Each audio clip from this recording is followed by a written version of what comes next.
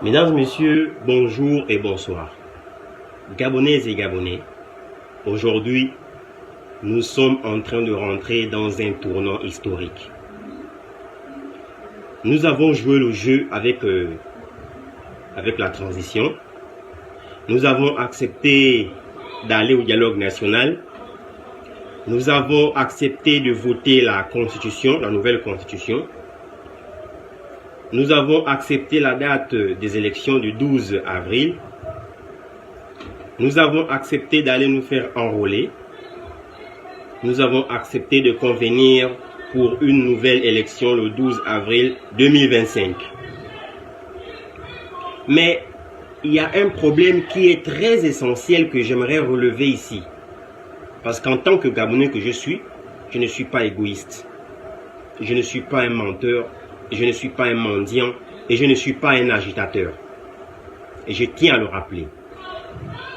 Je tiens à dire que s'il y a des Gabonais qui pensent qu'à leur ventre, qui font du conabélisme, s'il y a des Gabonais qui ne se soucient pas de la population, pendant qu'ils ont le droit de s'en soucier, qui font de l'élubulage politique et qui font de leur critique dans une osmose de pensée empirique et qui n'a rien à redevoir à la population, je vous demande d'arrêter ça.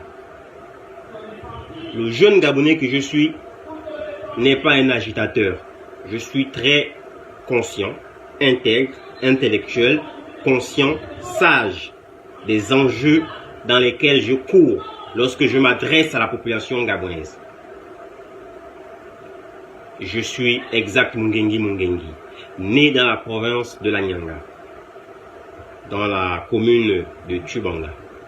Là-bas, j'ai fait mes études pré-primaires. J'ai fait mes études primaires.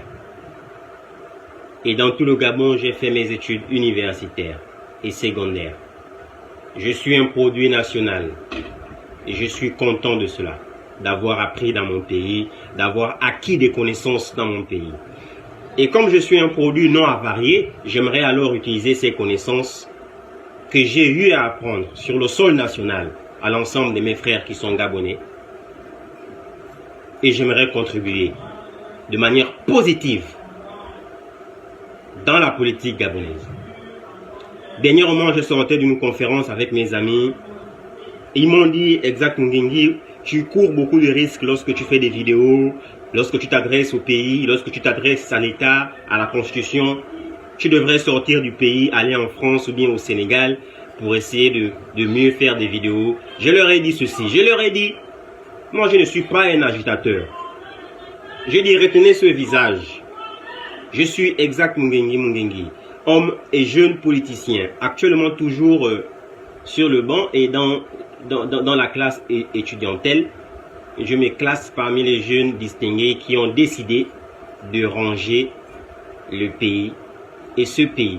Alors, je suis un jeune et le plus jeune de tous les Gabonais qui s'est concentré sur l'action politique dans le but et le seul but objectif de redresser le pays en des voies meilleures. Mais j'ai constaté quelque chose que j'aimerais décliner. Je vois des hommes politiques sur la toile. Ils viennent avec des discours pour badiner la population. J'écoute des hommes qui font du Gabon un albatros, un petit coquelicot. Ils viennent avec une sorte de phrase pour essayer d'en flamber sur l'ivresse des populations. Vous savez, j'ai dit toujours à ces personnes qui me suivent que le Gabon est un pays éduqué. La population est majoritairement jeune. Et nous avons subi les mêmes pratiques. Depuis 1960 jusqu'à aujourd'hui, en 2023, les Gabonais savent ce qui se passe dans leur pays. Est-ce que nous sommes toujours là pour continuer à baratiner les Gabonais? Ou est-ce que nous continuons toujours à essayer comme les autres à vouloir reconstruire le pays? Le challenge national, comme je l'ai dit, notre problème actuellement au Gabon, c'est de trouver des solutions pour le chômage, c'est de créer des infrastructures sanitaires, écologiques, administratives, qui peuvent répondre à la demande sur le sol national. Notre challenge, c'est d'éviter d'aller au Fonds monétaire international pour aller prêter des fonds. Notre challenge, c'est éviter d'aller prendre des bons à la Banque mondiale. Notre challenge, c'est éviter d'aller prendre des crédits avec des autres à intérêt. Parce que lorsque le Gabon, lorsque une institution gabonaise s'en va pour aller prendre un crédit, s'en va pour aller faire une levée de fonds, s'en va pour aller demander une aide financière, cela engage tout le pays. Lorsque vous le faites, c'est tout le pays qui est en danger. Parce que lorsque, je vais prendre un exemple, par exemple, si un homme d'État décide d'aller faire une levée de fonds pour un problème que ce soit, mais c'est tout le pays qu'il va endetter. Donc moi qui suis assis dans ma maison, qui cherche à manger quelque chose, je me retrouve endetté de centaines de milliards pour une cause perdue, pour résoudre des problèmes qui n'ont aucune importance. Et vous pensez que c'est comme ça qu'on peut résoudre le problème du chômage dans notre pays? Vous pensez que c'est comme ça qu'on peut résoudre le problème de l'électricité, de l'énergie dans notre pays? Donc, en faisant ce baratin politique, vous essayez de badiner sur l'intelligence des personnes, parce que pour certaines personnes dans ce pays, essayer de mentir les autres, essayer de contourner les autres, ça fait un panache politique, et on voit que cela est bien.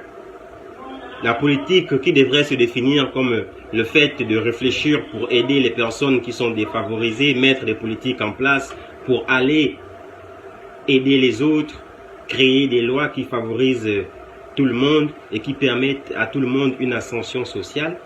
La politique au Gabon se définit aujourd'hui comme une classe de personnes qui se trouvent au-dessus des autres pour décider au-dessus des autres et qui bénéficient à eux seuls, des prérogatives et que les autres ne peuvent pas bénéficier. Est-ce que c'est comme ça qu'on pense régler le problème du pays?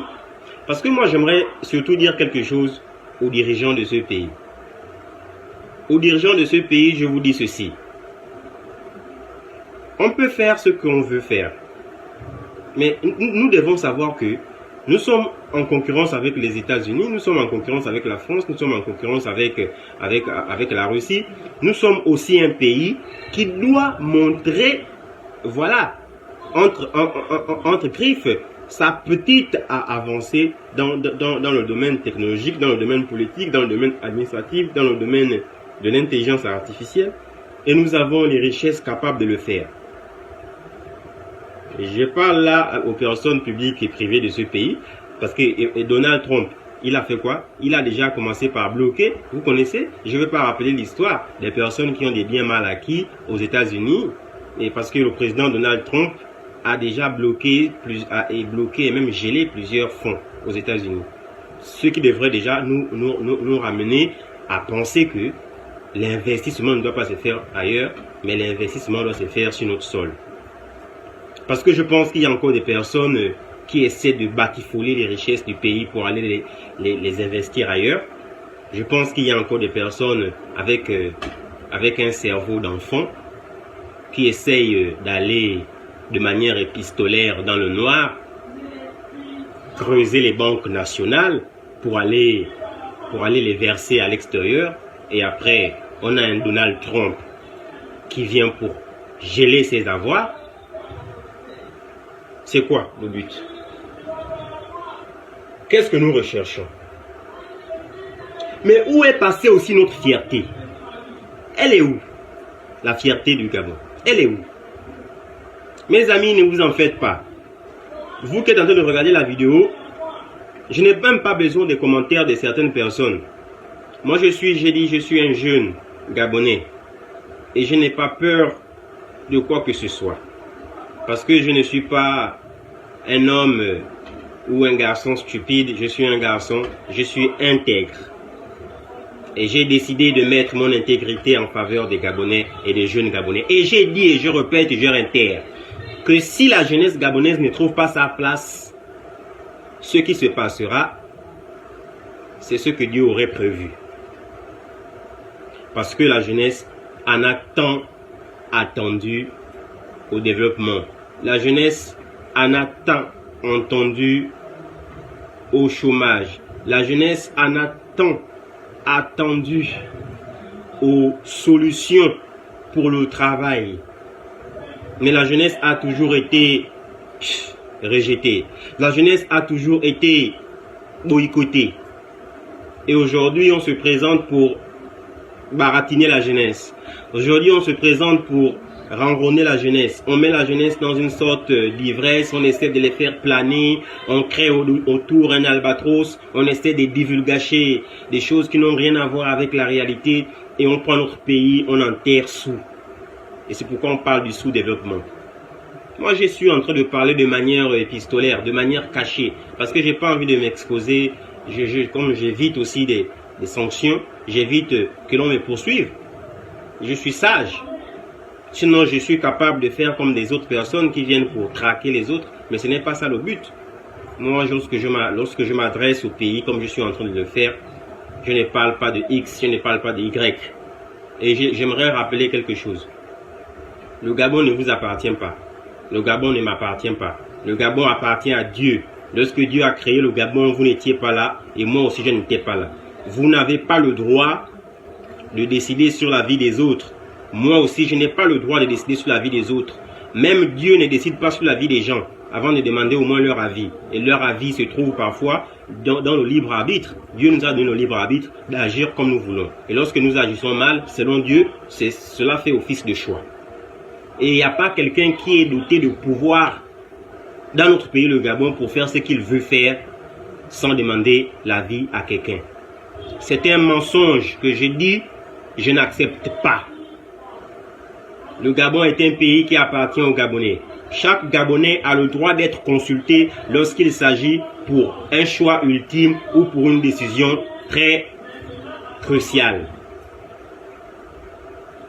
Les institutions du Gabon appartiennent aux Gabonais. Les lois qu'on vote au Gabon appartiennent aux Gabonais. Ce n'est pas pour enfermer les Gabonais, ce n'est pas pour créer un problème aux Gabonais, mais les lois que nous devons créer aux Gabonais, au Gabon, c'est pour favoriser les Gabonais. La dernière fois, lorsque je suis sorti, j'étais en alliance avec les autres. Nous avons fait une cérémonie et après nous avons essayé de discuter avec les autres. Il y a des jeunes Gabonais qui se plaignent, par exemple, à cause des boutiques, les quincailleries, les salons de coiffure, le domaine des taxis et de l'entrepreneuriat au Gabon qui est pris par les mains des Ouest africains. Les Gabonais ne peuvent même pas. Il n'existe aucune boutique qui soit gabonaise. Il n'existe presque rien. Tout est entre les mains des étrangers. Et les Gabonais se sont plaints là-dessus. Mais c'est pourquoi je leur dis, c'est parce que l'État gabonais n'encourage pas l'entrepreneuriat. Et c'est aussi parce que l'État gabonais délivre des agréments pour les étrangers. L'État gabonais doit arrêter de délivrer des agréments pour les étrangers. Parce que les Gabonais doivent aussi travailler. L'État gabonais doit mettre une loi pour que les impôts que les étrangers payent soient plus élevés que les impôts que les Gabonais payent. Pourquoi les Gabonais et les étrangers doivent payer les mêmes impôts sur le même sol alors que nous sommes Gabonais? Voilà les lois qui doivent être votées. Pour bien sûr diminuer le phénomène-là. Les Gabonais qui font taxi payent 500 parfois à chaque contrôle. Et les Maliens et tous les Ouest africains aussi payent 500. Pourquoi? Nous sommes dans notre pays, le Gabon. Puisque le pays appartient aux Gabonais. Nous sommes en train de prôner pour le manque de chômage. Nous sommes en train de prôner pour plusieurs choses. Si nous voulons favoriser le Gabonais, si nous voulons donner aux Gabonais l'avantage sur les étrangers, c'est quoi? Nous devons créer des lois qui protègent le Gabonais. Nous devons créer des lois qui protègent le Gabonais, qui couvrent le Gabonais.